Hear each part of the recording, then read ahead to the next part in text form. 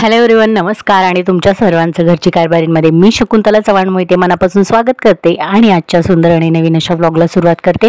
तर आजच्या दिवशी तुमच्या मनात ज्या काही इच्छा असतील त्या सर्व काही पूर्ण होऊ देत। आजचा दिवस तुमचा सुखाचा, आनंदाचा आणि उत्साहाने भरलेला असा जाऊ देत अशी प्रार्थना करून लगेच व्हिडिओला सुरुवात करूया। तर आज आहे गुरुवार, तर गुरुवारच्या सर्व स्वामी भक्तांना खूप खूप शुभेच्छा आणि सर्वांना सर्वात आधी श्री स्वामी समर्थ।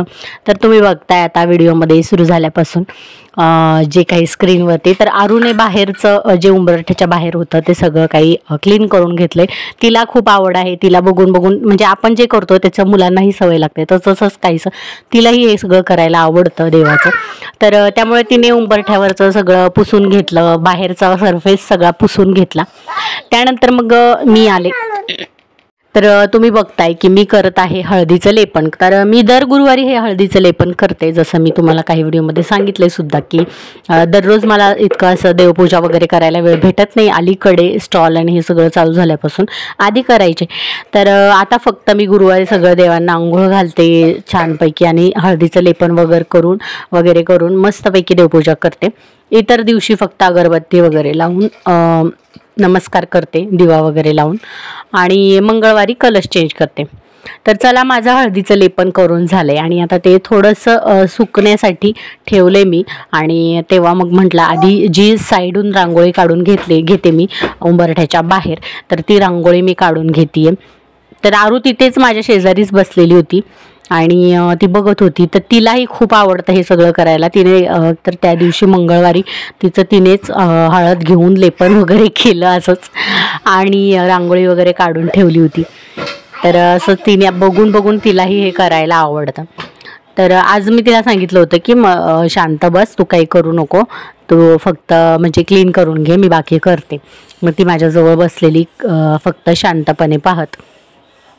तर आता जे हळदीचं लेपन केलेलं असतं तर ते सुकायला लागतं, त्याशिवाय म्हणजे त्याच्यावरती आपलं रांगोळी वगैरे व्यवस्थित काढता येत नाही।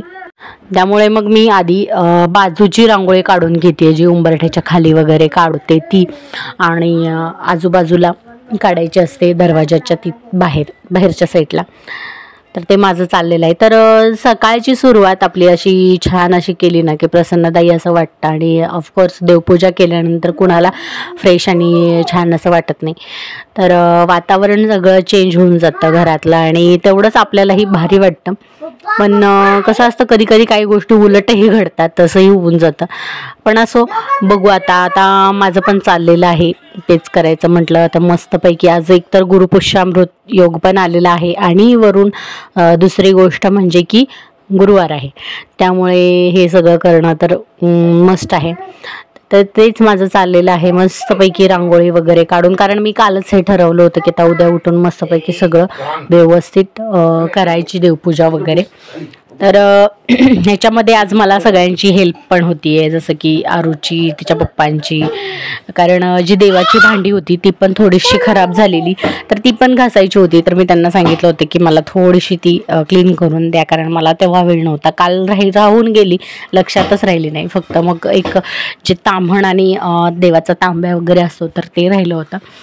तर ते म्हटले की मग मी देतो पितांबरी लावून, तर ते करायला गेले होते, तोपर्यंत म्हटलं मी बाहेरचं करून घेते।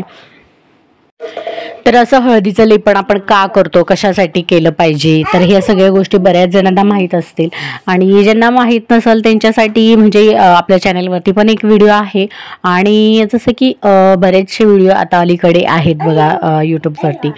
तर ह्याचं महत्त्व काय आहे, म्हणजे आता मी थोडक्यात तुम्हाला सांगते, जसं की निगेटिव्ह एनर्जी आपल्या घरात येऊ नये, पॉझिटिव्हिटी राहावी, यासाठी आपण करतो हे।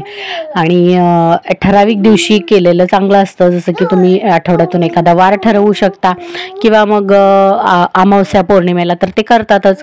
त्यानंतर असंच की गुरुपुष्यामृत योग असेल त्या दिवशी, तर मी आठवड्यातून गुरुवार ठरवलेला आहे, जो स्वामींचा वार सुद्धा आहे, आणि मग त्या दिवशीच बरं वाटतं मला करायला। तुम्ही इतरही दिवशी करू शकता, जसं मंगळवार, शुक्रवार तुमच्या ह्याने, पण मी गुरुवारीच करते। आणि ह्याच्यामध्ये आपण हळद आणि गोमूत्र यांचं मिश्रण करून त्याचं लेपन करत असतो उंबरठ्याला। याने घरात निगेटिव्ह एनर्जी एंटर करत नाही, आणि जी आपल्या घरात येणारी लक्ष्मी आहे तिला सुद्धा प्रसन्नदायी वाटतं, कारण आपण हळदीचं लेपन केल्यानंतर रांगोळी वगैरे काढून सगळं काही सुशोभित करतो, तेव्हा ऑफकोर्स आपलं जे प्रवेशद्वार आहे ते अगदी अतिशय सुशोभित दिसतं. आणि साहजिकच आहे, आपणही कुठे गेल्यानंतर आपल्याला आतमध्ये एंटर करण्यासाठी जितकं बाहेरचं सरफेस छान असेल, तितकं सुशोभित असेल, तितकं आपल्याला सुद्धा एंट्री करताना एकदम प्रसन्न असं वाटतं. तर तसंच यामागचं सुद्धा लॉजिक आहे. लक्ष्मी माता घरात येताना तिला सगळं काही प्रसन्नदायी वाटतं आणि छान वाटतं. तर त्यासाठी आपण हे करायचं असतं आणि एक आपल्याला पण छान वाटतं, म्हणजे पूर्ण दिवस छान जातो. सकाळी या गोष्टी केल्यानंतर प्रसन्न असं वातावरण घरामध्ये निर्माण होतं. आणि दुसरी एक गोष्ट जी मी तुम्हाला सांगितली तेच की निगेटिव्ह एनर्जी घरामध्ये एंटर करत नाही. ही एक जे आहे ते एक लक्ष्मण रेषेचं काम करतं. तर असो, माझ्या शब्दात मला जसं जे व्यवस्थित वाटलं, जितकं मला एक्सप्लेन करता आलं तितकं मी केलेलं आहे. तर तुम्हाला आवडला असेल तर नक्कीच चॅनेलला सबस्क्राईब करा, व्हिडिओला लाईक करा आणि मला कमेंटद्वारे तुमच्या प्रतिक्रिया अवश्य कळवा. तर चला, माझी रांगोळी वगैरे छान अशी काढून झालेली आहे. हळदीचं लेपन पण सुकलं, त्याच्यानंतर मी रांगोळी काढून घेतली आहे. आता मग रांगोळी तशीच कधीही ठेवायची नसते. कलर म्हणजे आपण नेहमी कलर घालून म्हणजे जर वेळ असेल तर करतो, पण नसेल वेळ तर फक्त पांढरी रांगोळी, मी तर पांढरीच काढते कारण मला इतका वेळ भेटत नाही. कधीतरी सणावाराला काढते, त्यामुळे मग ती तशीच ठेवायची नसते, त्याच्यावरती हळदी कुंकू टाकायचं असतं.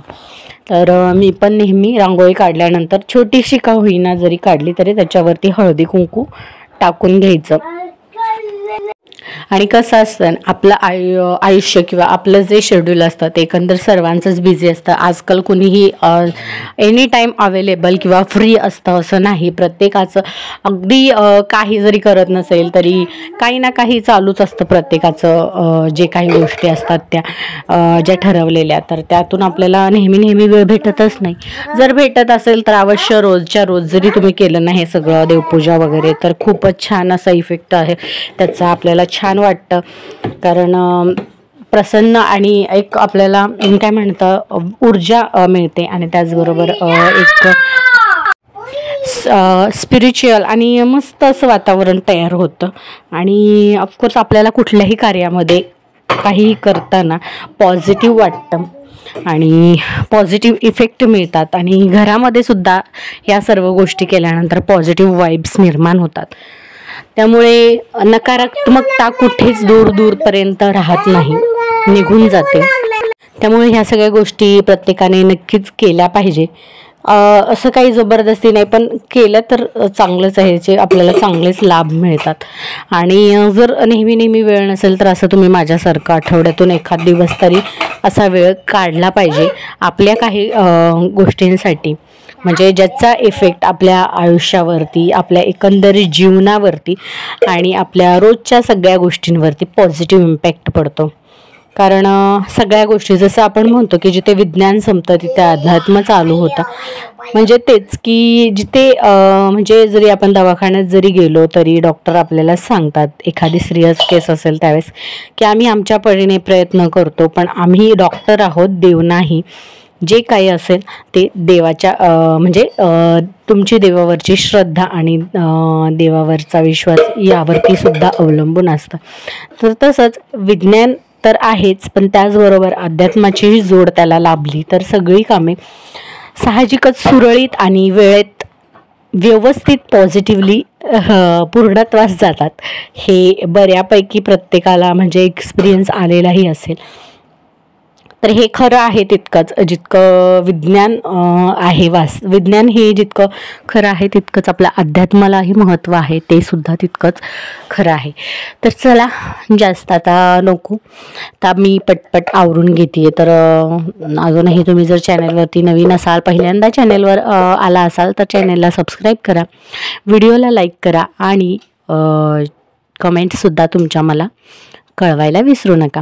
तर रांगोळी वगैरे काढून झाल्यानंतर छान अशी मी इथे फुलं, आता बरेचदा कुठेही गेल्यानंतर मी ह्यांना सांगते की फुलं वगैरे आणा. आणि आज पहिल्यांदा म्हणजे काल, आता हा व्हिडिओ ज्या दिवशी शूट केला त्याच्या आदल्या दिवशी यांनी स्वतःहून बाहेर गेल्यानंतर मार्केटमधून फुलं आणली होती न सांगता. तर म्हटलं की त्याचा सुद्धा वापर व्हावा. आता असंच काहीतरी देवाची मनात इच्छा असेल की असं पुढे होणार होतं, त्यासाठी हे सगळ्या गोष्टी घडून आल्या असतील. तर तसंच की माझ्याही ते काही लक्षात नव्हतं की गुरुपुष्यामृत योग आहे आणि गुरुवारी तर मी करतेच, पण कसं इथून लांब असल्यामुळे मार्केट नेहमी फुलं काही अवेलेबल होत नाही.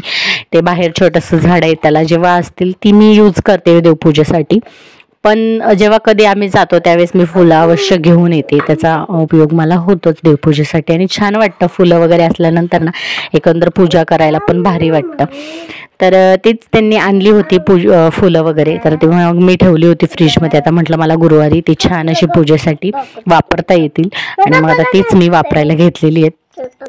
तर आता तुम्हीच बघू शकता बघा, असं छानपैकी सगळं काही केल्यानंतर किती छान असं वाटतं आणि फ्रेश वाटतं. तर तुम्हाला मी बॅक कॅमेराने दाखवते बघा.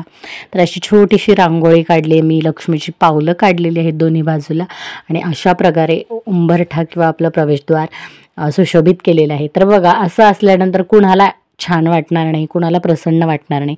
ऑफकोर्स एखादा माणूस जरी आले तरी त्याला फ्रेश वाटणार आहे. तर त्याच पद्धतीने लक्ष्मी माता घरात येताना तिलाही प्रसन्नदायी असं वाटतं.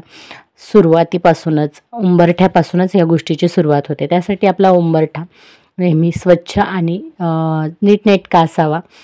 तर त्यानंतर मी इथे देवांचं आंघोळ वगैरे घालून ऑलरेडी घेतली होती. फक्त आता मला फुलं वगैरे व्हायची राहिलेली, तर ते आधी मी शूट केलं नव्हतं देवपूजेचं बाकीचं, तर ते राहिलं शूट करून घ्यायचं. तर आता डायरेक्टली मी आता फुलं वगैरे घालते, त्यावेळेसच मी शूट करायला घेतलं. तर बघा, तुम्हीच बघू शकता की असं फुलं वगैरे असल्यानंतर किती भारी आणि प्रसन्न वाटतं. आणि आपल्याला सुद्धा एक वेगळाच उत्साह येतो. तो फुलांचा दरवळ वगैरे पूर्ण घरभर पसरलेला असतो. तर असं माझं पण चाललंय की जेव्हा कधी असं ज्यावेळेस जर मार्केट जर जवळ असतं तर ऑफकोर्स मी रोज देवपूजेसाठी फुलं यूज केली असती, पण आता इथून लांब असल्यामुळे प्रॉब्लेम होतो. कधीतरी आणली तर ती मी एक 7-8 दिवस फ्रीजमध्ये ठेवून यूज करते, कारण ते राहतात सहज. तर अशा प्रकारे सगळ्या देवांना फुलं वगैरे वाहून मस्तपैकी माझी देवपूजा झालेली आहे. आता मी दीपप्रज्वलन करते. आणि जसं की तुम्ही बघितलं की अष्टविनायकवरून जे काही देवाची सामग्री आणली होती, तर त्याच्यामध्ये जो दिवा आणला होता तर तो मी आज यूज केला. म्हटलं की आज गुरुवार पण आहे आणि मग त्याचा आजच्या दिवशी सुरुवात करूया त्याचा वापरण्यासाठी. तर मग मी दिवा प्रज्वलित केलेला आहे. अजून मला स्वामींचा अभिषेक वगैरे करायचा आहे. फक्त आधी इतर देवांची पूजा वगैरे करून घेतली, मग म्हटलं की स्वामींची पूजा एकदम शेवटी मस्तपैकी निवांत अशी करून घ्यावी. आता सगळं बाकीचं झालेलं आहे, जसं की उंबरठ्याची पूजा वगैरे, म्हणजे उंबरठ्याचा लेप पण झालेला आहे, पूजा वगैरे अजून करायची आहे.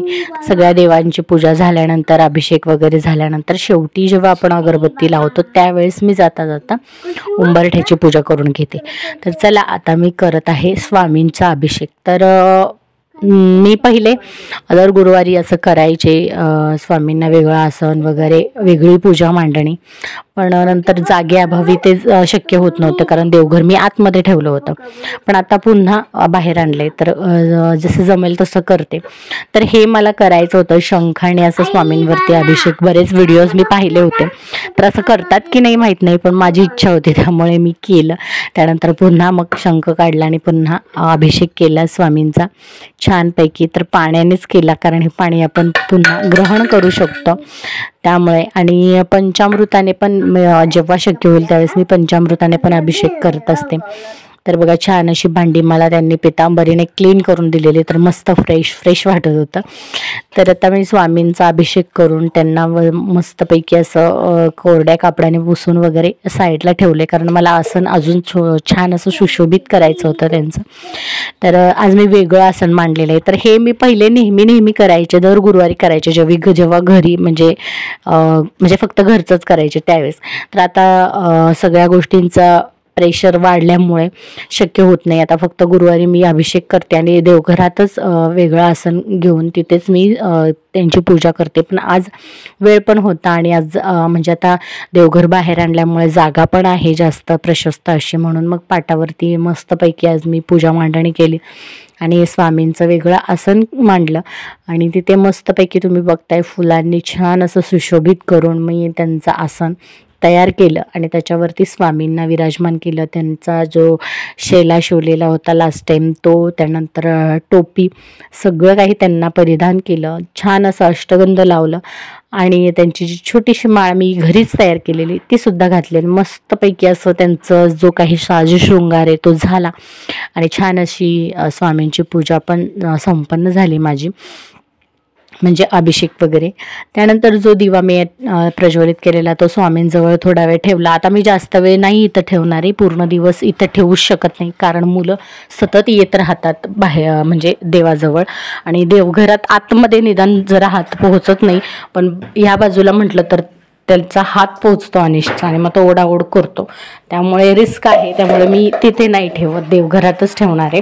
पण म्हटलं आता निदान पूजा चालू आहे तोपर्यंत तरी स्वामींच्या जवळ ठेवावं. मग आता मी अगरबत्ती वगैरे लावून घेते बघा. त्यानंतर मस्तपैकी धूप वगैरे लावून घेते आणि छान असे स्वामींची आरती पण करून घेणार आहे, कारण संध्याकाळी मला जायचं आहे स्टॉलवरती, त्यामुळे मला संध्याकाळी काही वेळ भेटणार नाही करायला. संध्याकाळी फक्त अगरबत्ती वगैरे दिवाबत्ती होते, बाकीच्या गोष्टींसाठी जास्त असा वेळ काढता येत नाही. तर चला माझं चाललेलं आहे बघा, मस्तपैकी अगरबत्ती वगैरे लावून घेतली छानपैकी.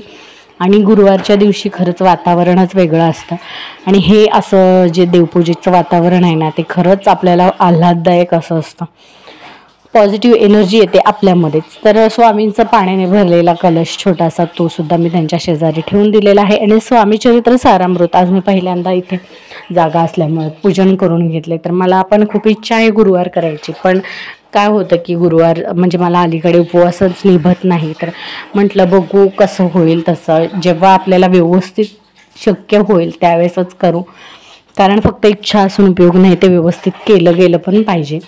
त्यामुळे तर फक्त मी आता गुरुवारची अशा प्रकारे पूजा करते नेहमी पहिल्यापासून. तर आता इथे मी स्वामींची आरती वगैरे करून घेते. तर तेच की करायची तर इच्छा आहे, पण तेच चालेल की व्यवस्थित बाकीच्या गोष्टी आपल्याकडून पाळल्या गेल्या पाहिजेत. त्यासाठी माझं नाही हो सुरू आहे. पण तोपर्यंत म्हटलं की आपलं दर गुरुवारची जी पूजा असते ती तरी नियमित करायची, आणि जितकं होईल तितकं शक्य होईल तशी सेवा करायची. उपवासाचं बघू आपण, जेव्हा शक्य होईल तेव्हा नक्कीच करू. त्यानंतर मग छोटीशी रांगोळी देवघरासमोर काढायची राहून गेली होती, ती पण काढून घेतली हळदी कुंकू व्हायला. आणि अशा प्रकारे आज गुरुवारची माझी सर्व काही देवपूजा, त्यानंतर स्वामींचा अभिषेक सगळं काही एकदम छान असं पार पडलेलं आहे. आणि ॲक्च्युली तुम्हाला सांगायचं तर मी पुन्हा हे वाक्य म्हणते ना, त्याचं कारण आहे कारण खरंच मला सुद्धा खूप फ्रेश वाटत होतं ह्यावेळेस, आणि खूप छान असं वातावरण तयार झालेलं. बॅकग्राऊंडला स्वामींचा जो तारक मंत्र आहे तो सुद्धा लावलेला. तर फायनली मी तुम्हाला स्वामींची जी पूजा माझी आजची ती मी सगळं तुम्हाला दाखवते बघा. अशा प्रकारे मी पूजा मांडणी केलेली. कसं वाटते ते मला कमेंटमध्ये नक्की सांगा. आवडलं असेल तर लाईक शेअर सबस्क्राईब करायला विसरू नका.